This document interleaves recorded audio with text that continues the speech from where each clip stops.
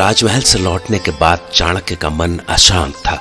हालांकि शरणार्थियों को सीमा पर अस्थायी रूप से रहने की आज्ञा मिल जाने के बाद समस्या सुलझी हुई दिख रही थी, पर फिर भी चाणक्य के चेहरे पर अभी भी असंतोष था। न जाने क्यों उन्हें किसी अनिष्ट का डर सता रहा था। दरअसल वो अम्बिराज और उनके बेटे के संबंधों को लेकर चिंतित थे। आज उनका तक्षशिला विश्वविद्यालय के आचार्य के रूप में यह पहला दिन था और शायद इसीलिए वो आज कक्षा में काफी पहले पहुंचकर विद्यार्थियों की प्रतीक्षा कर रहे थे। तो सूरज चढ़ने के साथ ही विद्यार्थी भी आने लगे और कक्षा तय समय पर शुरू हो चुकी थी। इस संसार में कभी भी बिना इच्छा के कोई कर्म नहीं होता। मनुष्य जो भी कर्म करता है वो उसकी इच्छा का परिणाम है। जैसे तुम लोग इस समय कक्षा में उपस्थित हो, मैं यहां कक्षा ले रहा हूं, ये हमारी सामूहिक इच्छा का ही परिणाम है। हम सभी ने कभी किसी समय ये विचार किया होगा, इसलिए आज इस समय ऐसा हो रहा है। तो जैसा कि मनु ने कहा है कि हम जो भी करते हैं। कौन? क्षमा चाहता हूं आचार्य, परंतु महाराज ने आपको बुलावा भेजा है। वे आपसे कुछ विशेष चर्चा करना चाहते हैं। क्या मुझे इसी समय आपके साथ चलना होगा? हाँ आचार्य, महाराज का आदेश है कि मैं आपको साथ लेकर ही आऊं। उचित। विद्यार्थियों, विघ्न के लिए मैं क्षमा चाहता हूं। मैं शीघ्र ही वापस आऊंगा। ओम।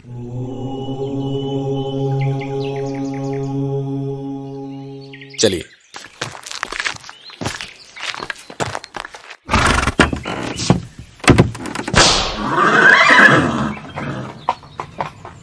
ऐसा क्या विशेष कारण है कि महाराज ने मुझे अचानक बुलवा लिया? अब ये तो महाराज ही जाने आचार्य। मैं इस विषय में क्या कह सकता हूँ। हाँ, इतना अवश्य बता सकता हूँ कि राज्य में कुछ उथल पुथल सी चल रही है। महाराज कुछ परेशान तो दिखे मुझे भी। अच्छा, ये महाराज के पुत्र अंबी कुमार कैसे व्यक्ति हैं? अब मेरे जैसा एक साधारण कर्मचारी उनके संबंध में ना ही बोले तो अच्छा है। आप महाराज के संदेशवाहक हैं, तो बहुत कुछ देखते सुनते होंगे आप। हाँ, वो तो है। क्या है आचार्य की? चाणक्य को उनके कुछ प्रश्नों के उत्तर तो संदेशवाहक से मिल ही गए थे और बाकी के उत्तर उन्हें जल्द ही मिलने वाले थे, क्योंकि इधर अंबी कुमार अपने सभागार में सेविकाओं से घिरा बैठा हुआ था। सभागार के बाहर कई लोग खड़े कुमार के बुलावे का इंतजार कर रहे थे, परंतु कुमार इन सब से बेपरवाह आनंद के सागर में गोते लगा रहा था। तो इस सब को अभी कुछ ही समय बीता था कि तभी अमात्य वहां आ पहुंचा। कहिए अमात्य, कैसे आना हुआ? आपसे कुछ चर्चा करनी है कुमार। देख नहीं रहे अभी हम व्यस्त हैं, कुछ समय पश्चात आइए। कुमार, एक बहुत महत्वपूर्ण सूचना है आपके लिए। आइए हमारे साथ। अब कहिए अमात्य, ऐसी क्या महत्वपूर्ण सूचना है आपके पास? सीमांत प्रदेशों से अतिरिक्त कर लगाए जाने के कारण वहां से आने वाले श्रेष्ठियों में रोष व्याप्त है और कल तो उन्होंने शांति भंग करने का प्रयास भी किया, जिसके कारण सीमा रक्षकों से उनका झगड़ा भी हुआ। तो आपने क्या किया? झगड़ा अधिक ना बढ़े इसलिए मैंने हल्का बल प्रयोग करवाकर उन्हें वहां से खदेड़ तो दिया, परंतु उनका कहना है कि यदि अतिरिक्त कर नहीं हटाया गया तो वे गंधार से व्यापार करना बंद कर देंगे।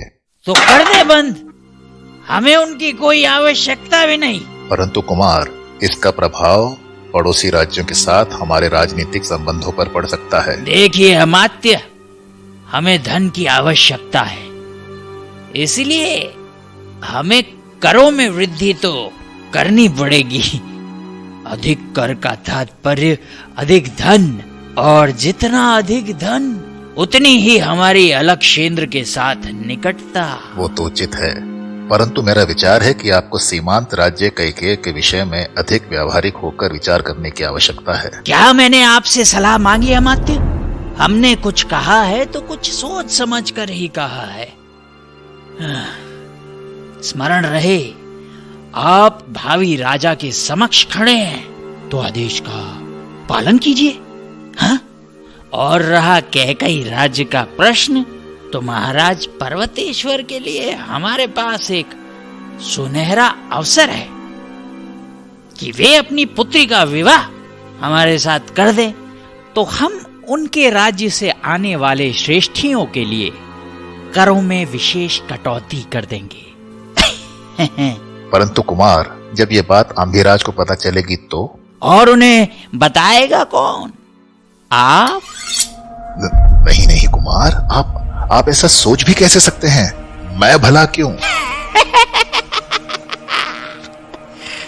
अरे आप भयभीत क्यों हो रहे हैं?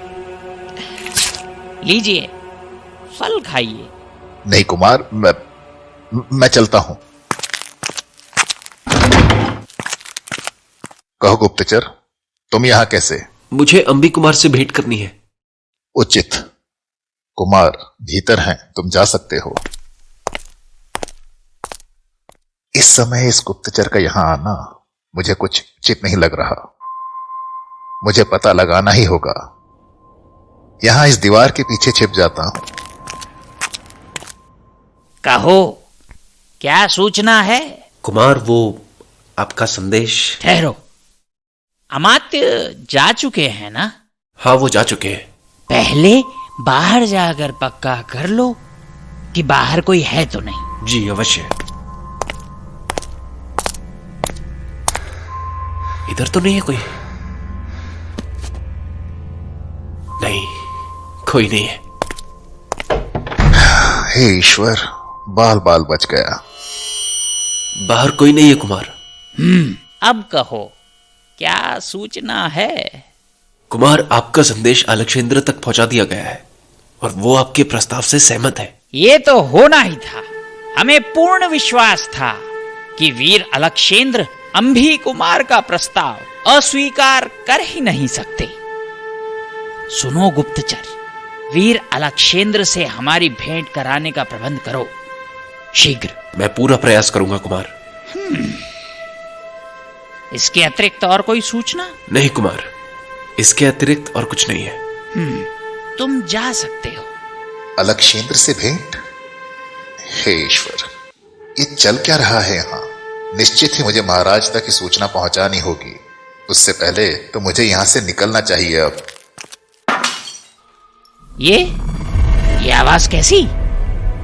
अवश्य ही कोई बाहर है। जाओ, पकड़ो उसे। कौन है? कौन है यहां? कोई दिख तो नहीं रहा। यहां तो कोई भी नहीं है कुमार। वहां उस ओर देखो मूर्ख, अवश्य कोई हमारी बातें सुन रहा था। यहां भी कोई नहीं है। एक बार इधर देखो, शायद इधर हो कोई।